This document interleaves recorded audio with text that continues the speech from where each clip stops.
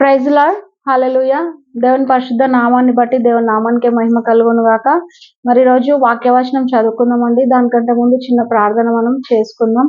అందరూ తలలు వంచి కళ్ళు మూసుకున్నట్లయితే ప్రార్థిద్దాం. యేసయ్యా నీకు వందనాలు ప్రభువా, వాక్యం చెప్తుంటుండగా ప్రతి శోధనను తీసివేయండి అయ్యా. వింటున్న వారి పట్ల మన నాయన మా పట్ల ఈ యొక్క యూట్యూబ్ పట్ల మీ చిత్తం జరిగించండి అయ్యా. మరి చెప్పడానికి కావాల్సిన మీ నోటిని నాకు దయచేయమని అయ్యా ప్రభా, నీ మాటలే ప్రభా నేను విత్తున్నట్లుగా కార్యం చేయండి. వింటున్న వారి విషయంలో కూడా మీరు కార్యం చేయమని ప్రార్థిస్తూ ఈ కొద్ది ప్రార్థన వేసే నామములో అడుగుతున్నాం తండ్రి, ఆమేన్.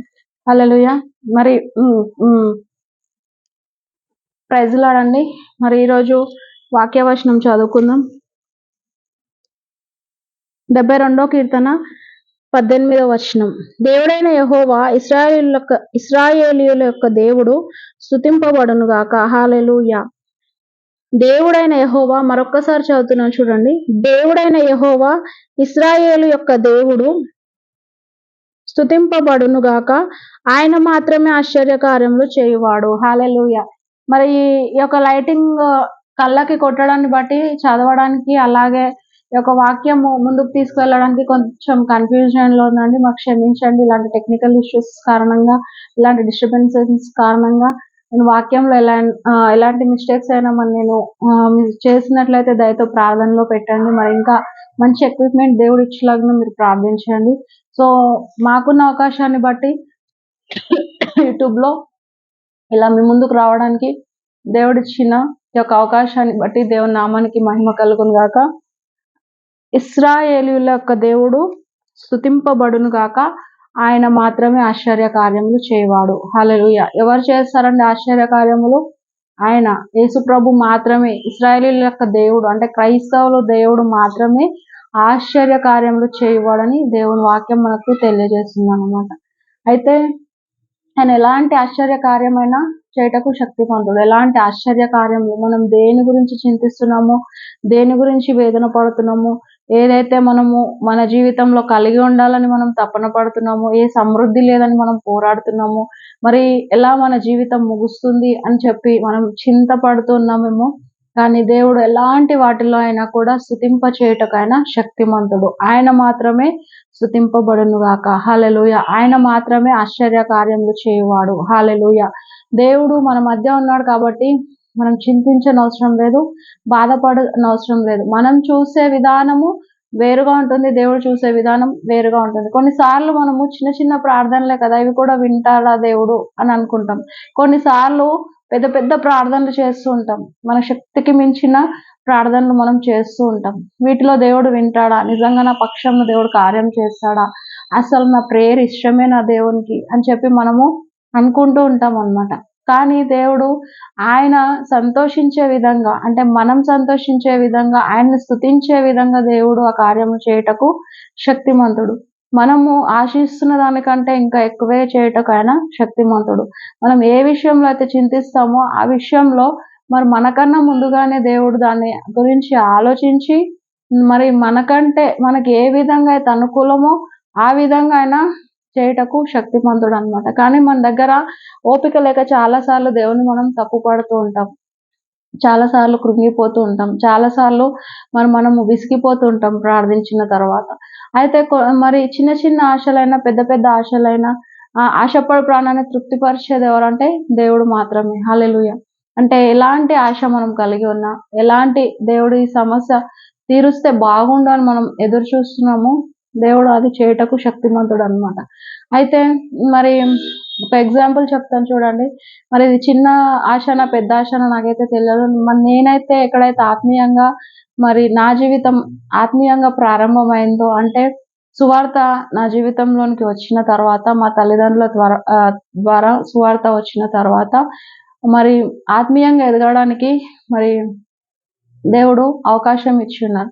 అంటే మనం భోజనం పెట్టిన వారిని మనం మర్చిపోకూడదని పెద్దవాళ్ళు అంటూ ఉంటారు. మరి ఆత్మీయ భోజనం పెట్టిన వారిని మనం ఇంకా ఎక్కువ గుర్తు పెట్టుకోవాలి కదా. అంటే ఆత్మీయ భోజనం పెట్టినప్పుడు ఏమవుతుందంటే జీవితాలు కట్టబడతాయి, మార్చబడతాయి. ఎలాంటి క్లిష్ట పరిస్థితిలో ఉన్నా కూడా మనం బయటికి రావడానికి వాళ్ళ మాటలు, వాళ్ళ యొక్క బిహేవియర్, వాళ్ళ యొక్క ఆ యొక్క వాక్య బోధ, వాళ్ళు ఏదైతే విశ్వాసంతో మనకు బోధిస్తున్నారో అవన్నీ కూడా మనకి రిఫ్లెక్ట్ అయినప్పుడు మనము మనకు తెలియకుండానే మన మైండ్ వాటిని రిసీవ్ చేసుకొని మనము ధైర్యంగా ఉండడానికి సహాయపడతాయన్నమాట. మనం గనుక భోజనం ఈరోజు చేస్తున్నప్పుడు మనం తింటాం, మర్చిపోతాం. కానీ ఎప్పుడైనా మనం తిననప్పుడు, ఎప్పుడైనా బలహీన పడిపోయినప్పుడు ఆ యొక్క భోజనం ఇంతకుముందు చేసింది మనకి ఏమైంది?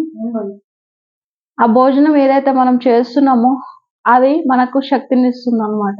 అంటే ఒక రోజు, 2 రోజులు లేదా మళ్ళా మనం భోజనం తినేంత వరకి కూడా మనకి ఇంటర్నల్‌గా ఉండే ఆ యొక్క స్ట్రెంత్ అనేది, ఆ యొక్క బలం అనేది మనకు వస్తుందనమాట. ఎముకల్లో ఉండే బలం. అలాగే మనము కొన్నిసార్లు కృంగిపోయినప్పుడు మనం కొన్నిసార్లు మన జీవితంలో నిజంగా దేవుడున్నాడా అని మనం ఆలోచించినప్పుడు మరి ఎప్పుడో చెప్పిన కొంతమంది వాక్యాలు, ఎప్పుడో మోటివేట్ చేసిన ఆ యొక్క విధానం మనకు గుర్తొస్తుందనమాట. అప్పుడు మనకు తెలియకుండానే మనం వాటిలో ముందుకు వెళ్తాం. ఫర్ ఎగ్జాంపుల్ ఇప్పుడు మీరు చూస్తే గనక మనం ఎప్పుడో చిన్నప్పుడు చదువుకున్న చదువు మనకి ఈరోజు ఉద్యోగాలు జేయడానికి, అలాగే ఈరోజు మనం ముందుకు వెళ్ళడానికి, ఈరోజు బైబిల్ చదవడానికి, మరి ఈరోజు మనం మాట్లాడడానికి, మన యొక్క బిహేవియర్ ఏ విధంగా ఉండాలి అని తెలియజెప్పడానికి, సమాజంలో మనం ఎలా ఉండాలి, క్రీస్తుతో ఎలా ఉండాలి. సో, ఇవన్నీ కూడా మనకు యూజ్ అవుతాయన్నమాట.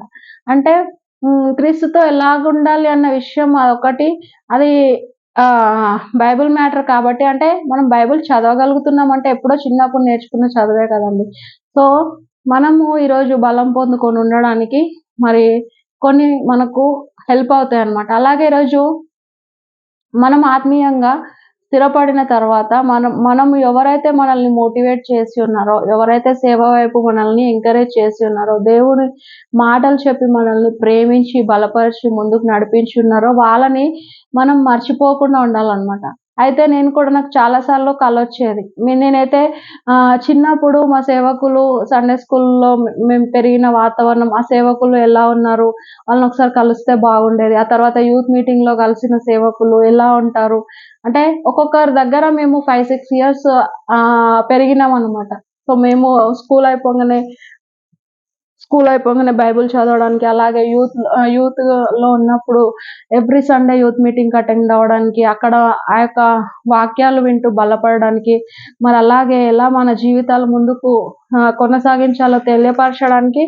సో, కఠిన వారి జీవితం మేము అలా 5 ఇయర్స్, 6 ఇయర్స్ ఒక్కొక్కరి దగ్గర పెరగడానికి దేవుడు అవకాశం ఇచ్చున్నారనమాట. సండే స్కూల్‌లో మరి పెరిగిన ఆ యొక్క సిట్యుయేషన్‌ని నా మైండ్‌లో గుర్తొచ్చినప్పుడు అక్కడి నుండి వెళ్తున్నప్పుడు సో, మర్చిపోయేదాన్ననమాట. అంటే ఆహ్, మనల్ని ఈ చర్చ్‌కి ఇప్పుడు మళ్ళా మనం వెళ్ళగలుగుతామా? ఎందుకు అంటే ఎప్పుడో చిన్నప్పుడు జూసుంటారు గదా! పాస్టర్ గారు. మనం గుర్తున్నామో లేదో అని జెప్పి. సో, ఆ విషయం అక్కడితో ఆలోచించి మర్చిపోవడం జరుగుతుందనమాట. అయితే అదే దర్శనం రీతిగా అంటే కలలో వచ్చేది. ఆ చర్చెస్‌కి మళ్ళా వెళ్తున్నట్టు, అక్కడికి వెళ్తున్నట్టు కలొస్తే ఎప్పుడో చిన్నప్పటిది గుర్తొస్తుందిలే అనేసి అనుకునేదాన్ని.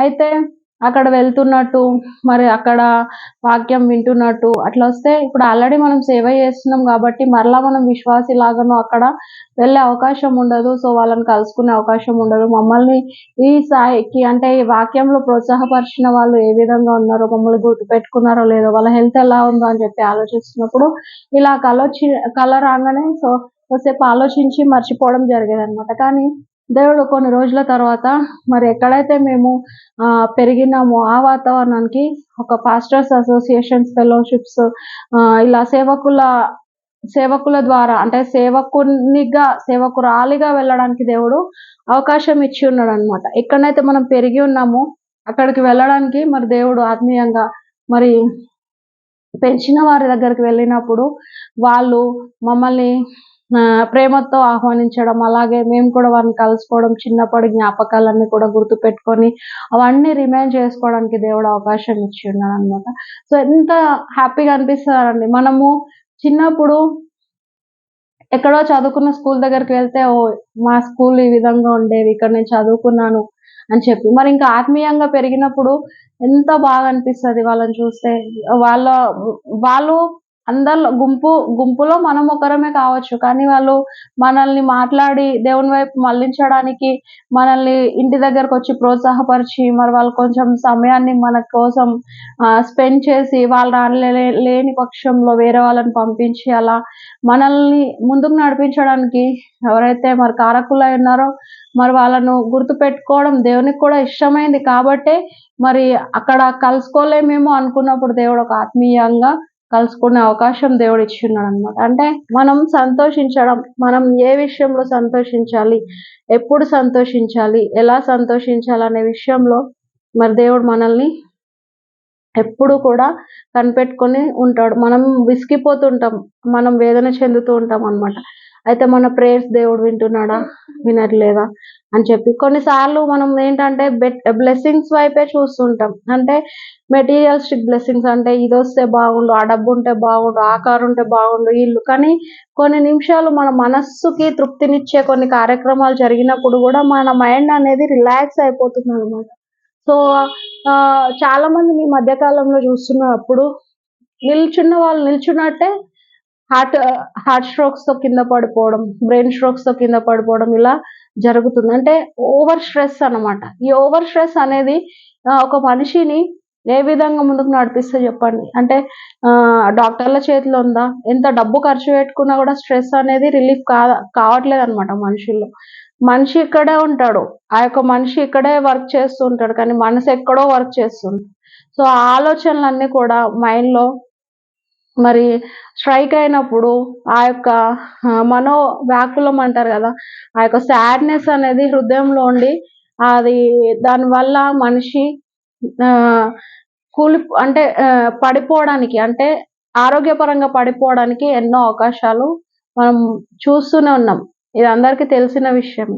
అంటే మన మైండ్‌కి గూడా ఎక్సర్‌సైజ్ అవసరం. మనం పాత జ్ఞాపకాలు, మనం పెరిగిన వాతావరణం, మన జీవితం, మన లైఫ్ స్టైల్ ఈ విధంగా ఈరోజు పరిశుద్ధులుగా క్రీస్తునెరిగి జీవిస్తున్నాము అనంటే మన తల్లిదండ్రులు మనకు క్రీస్తుని మరి చెప్పినా, చెప్పకపోయినా మన తల్లిదండ్రులు అలాగే మన కుటుంబము కూడా ఒకరి దగ్గర ట్రైనప్ అయ్యి రావడానికి మన కుటుంబం అంతా కూడా ఒకరి చేతిలో ఉండి అది దేవుడు మరి వాళ్ళ ద్వారా మన మంచి చెడులు చూపించడానికి ఒక దూతలుగా మన సేవకులను వాడుకున్నప్పుడు మరి వాళ్ళని గుర్తుపెట్టుకుంటే మనకి ఇంకా ఆశీర్వాదమే కదా. సో మరి వాళ్ళని గుర్తుపెట్టుకొని పరామర్శించినప్పుడు, అంటే పరామర్శించడం అంటే సరిగ్గా మీనింగ్ నాకు కూడా తెలియదండి. సో వాళ్ళని ఎప్పుడైతే మనం విష్ చేస్తామో ఆ యొక్క విషింగ్స్‌ని బట్టి వాళ్ళు కూడా ఎంతగానో సంతోషిస్తారనమాట. మనం ఇచ్చేది ఏమీ లేదు కదండీ. ఒక చిరునవ్వుతో కొంచెం టైమ్ స్పెండ్ చేస్తే ఈ రోజుల్లో సొంత తల్లిదండ్రులను కూడా మర్చిపోయే దినాలున్నాయి. సొంత తోబుట్టువులను కూడా వీళ్ళ దగ్గరకు పోతే మాకేమొస్తదిలే అని చెప్పి మర్చిపోయే రోజులున్నాయి. మరి సేవ అనంటేనే మనం ప్రతి ఒక్కరిని గుర్తుపెట్టుకొని మరి దేవునికి కృతజ్ఞతాస్తుతులు చెల్లించి మనము ముందుకు వెళ్ళడానికి ప్రతి ఒక్కరు బ్లెస్సింగ్స్ కూడా మనకు అవసరం. ఎందుకంటే ప్రియుడని ఆత్మలో వర్ధిల్చున్న ప్రకారం నువ్వు అన్ని విషయములలో వర్ధిల్లుచు సౌఖ్యంగా ఉండమని అంటుంది. అంటే మనం ఆత్మలో ఎలా వర్ధిల్లుతున్నామో అలాగే మనం ముందుకు కూడా వెళ్ళాలని దేవుడు కోరుకుంటున్నాడు.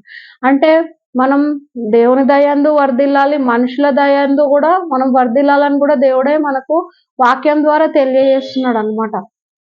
అయితే మరి సొంత తల్లిదండ్రులని నేనేదో గొప్పల కోసం నేను చెప్పట్లేదు. నిజంగా నేను నా మైండ్‌ఫుల్‌గా, నా హార్ట్‌ఫుల్‌గా నేను వెతికినప్పుడు మరి దేవుడు ఆ విధంగా కొన్ని గంటలు సంతోషించే విధంగా దేవుడు చేసి ఉన్నాడనమాట. హల్లెలూయా! మనం ఏదైనా కూడా మనసు పెట్టి దేవుని యొద్ద ప్రార్థించినప్పుడు ఏదైనా కూడా మనము పొందుకుంటాం. మరి మా జీవితంలో కూడా ఎంతో మందిని మేము మానసికంగా ధైర్యంగా ఉండడానికి ప్రోత్సాహపరిచినాం.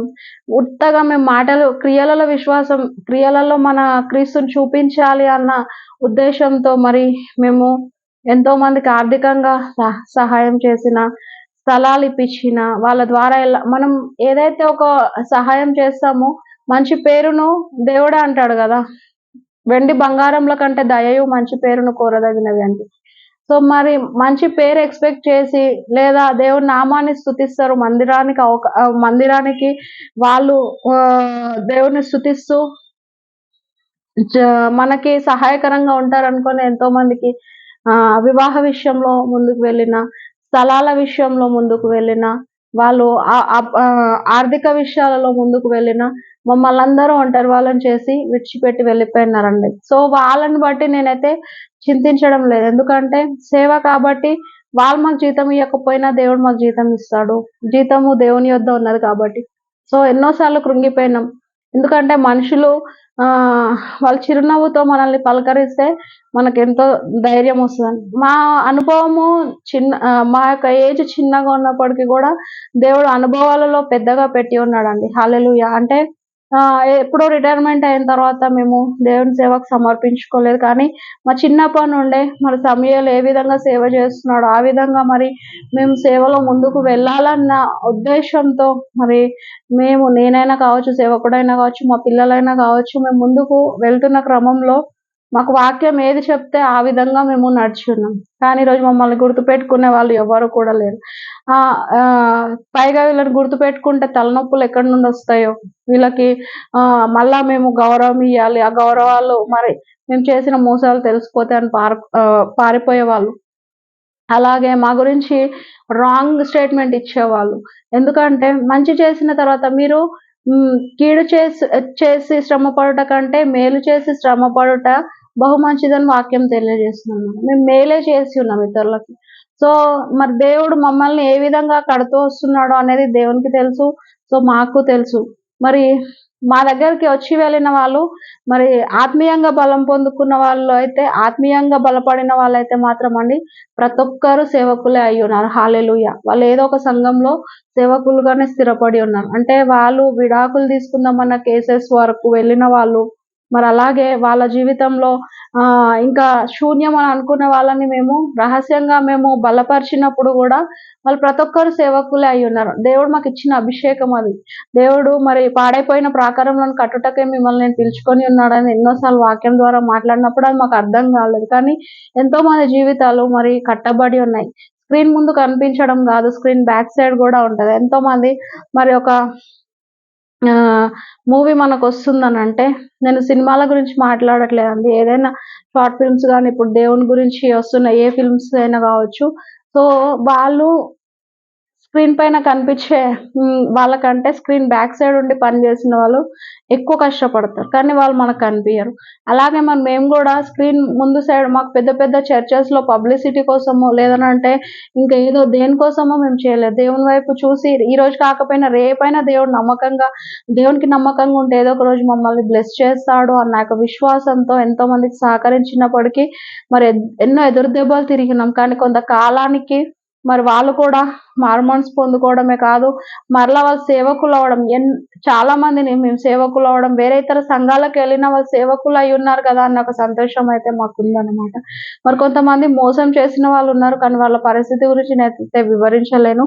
కానీ ఎప్పుడైనా కూడా మనము మన తల్లిదండ్రులు వాళ్ళ గర్భంలో మనం పుట్టినప్పుడు వాళ్ళని సంతోషింప చేసినప్పుడు వాళ్ళు హృదయంలో సంతోషిస్తే అది మనకు బ్లెస్ అవుతుంది. అలాగే మన ఆత్మీయ తల్లిదండ్రులు వాళ్ళు మనల్ని గుర్తుపెట్టుకోకపోయినా గూడా ఆ సమయంలో మీరు మోటివేట్ చేయడాన్ని బట్టి, దేవుని మాటలు చెప్పడాన్ని బట్టి నేను ఈరోజు ఈ స్థితిలో ఉండగలిగి ఉన్నాను అని చెప్తే మనకొచ్చే నష్టమేముంటుందండి చెప్పండి. దేవుడు గూడా మన యొక్క ఆ యొక్క యథార్థతను బట్టి మనల్ని బ్లెస్ చేస్తాడు గదా! మనం ఏదో వాళ్ళ ద్వారా ఏదో వస్తుంది. మనం ఇప్పుడు పరిచయం చేసుకుంటే వాళ్ళు ఏదో మనకు మైక్ ఇస్తారు. స్టేజ్ పైన నిలబెడతారు. ఇవన్నీ పక్కకు పెడితే మనము మరి అవతల వాళ్ళ కోసం దేవుడు స్టేజ్ ఇయ్యాలనుకుంటే ఏ విధంగానైనా ఇస్తాడు. మైక్ ఇవ్వాలనుకుంటే ఏ విధంగానైనా ఇస్తాడు. కానీ ఒక ఆత్మీయ బంధం అనేది క్రీస్తు రక్తం చేత కడగబడి ఒక తల్లి గర్భంలో పుట్టినప్పుడు ఆ యొక్క తల్లి గర్భంలో పుట్టిన సేమ్ పిల్లలు శత్రువులయిపోతున్నారు. కానీ క్రీస్తు ప్రేమలో, క్రీస్తు రక్తంకున్న శక్తి ఏంటంటే ఎన్ని సంవత్సరాలకైనా ఆ యొక్క ఆత్మీయ బంధం అనేది కలిపి ఒకరినొకరు తగ్గించుకునే విధంగా ప్రేమించే విధంగా చేస్తుందన్నమాట. సో కాబట్టి మనకెలాంటి ఆశలున్నా కూడా ఎలాంటి ఆ యొక్క సాధించలేని ఎన్నో మనకి సమస్యలున్నా కూడా మనము దేవుని యొద్ద పెట్టి ఉన్నప్పుడు ఖచ్చితంగా దేవుడు వాటిలో నుండి మనకు విజయం ఇస్తాడు. ఆ సమస్యల నుండి విడిపిస్తాడు. మనల్ని ముందుకు నడిపిస్తాడు. మన చిన్న చిన్న కోరికలే కాదు, పెద్ద పెద్ద కోరికలు కూడా దేవుడు తీరుస్తాడు. న్యాయయుక్తమైనవైతే దేవుని శోధించే కోరికలు కాకుండా, ఫర్ ఎగ్జాంపుల్ నేను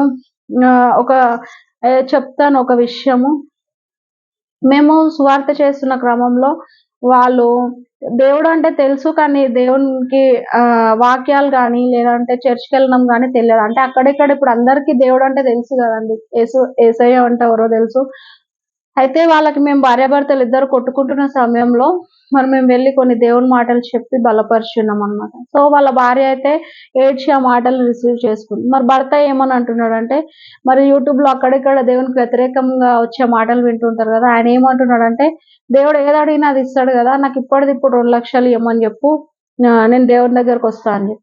పిచ్చి పిచ్చి కోరికలు. అంటే ఆయన నిజంగా 2,00,000 కోసం సఫర్ అవుతున్న వ్యక్తి అయితే దేవుడిస్తాడు గానీ సాతానుడు గనుక శోధించినట్టు నువ్వు అక్కడి నుండి దుంకు, ఇక్కడ నుండి దుంకు అని జెప్పి ఏ విధంగా అయితే సాతానుడు యేసుప్రభుని శోధిస్తాడో, లేదంటే రాళ్ళని రొట్టెలు చేసుకొని తినమని జెప్తాడో, అట్లా మరాయన 2,00,000 ఇవ్వమని జెప్పు. నన్ను ఇప్పటిదిప్పుడే కార్‌లలో తిరగమని జెప్పు. మీ దేవునికి చెప్తే అన్నీ చేస్తాడు గదా! అని జెప్పేసి అంటున్నాడు. సో, అలాంటి కాకుండా మనం మనస్ఫూర్తిగా మనకు ఏదైతే అవసరతలున్నాయో, మన అవసరతల కంటే గూడా దేవుడు ఉన్నతంగా మరి ఆలోచించి వాటికి ఇంకా ఎక్కువే దేవుడు చేస్తాడనమాట. కాబట్టి దేవుని పైన విశ్వాసం ఉంచి మనము ఆ యొక్క దృఢమైన నిశ్చయంతో దేవుని పైన మనం నమ్మకంతో ముందుకు వెళ్ళినట్లయితే దేవునికి అసాధ్యమైనది ఏది కూడా లేదండి. హల్లెలూయా! మరి దేవుడిచ్చిన ఈ యొక్క వాక్యాన్ని బట్టి దేవుని నామానికే మహిమ కలుగును గాక. మరి ఈ వాక్యము మీలో విన్నవారు ఎవరైనా కూడా షేర్ చేయాలనుకుంటే అందరికీ షేర్ చేయండి. మరి అలాగే సబ్స్క్రైబ్ కూడా ఈ యొక్క యూట్యూబ్ ఛానల్‌ని సబ్స్క్రైబ్ చేయండి. Praise the Lord. John bit